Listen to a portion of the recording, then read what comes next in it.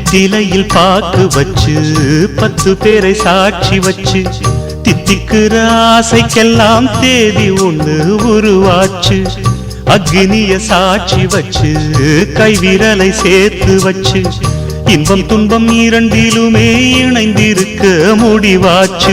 பள்ளியறை பள்ளியிலே படிக்கும் இன்ப வேதம் பிள்ளைமணி செல்வங்களே அன்னை தந்தை கீதம். இது பழங்கால பாதை ஒரு சுக வாழ்வின் கீதை. 7 ஜென்ம பந்தம் மனைவி என்பது இதில் நீ வேறு நான் வேறு யார் சொன்னது?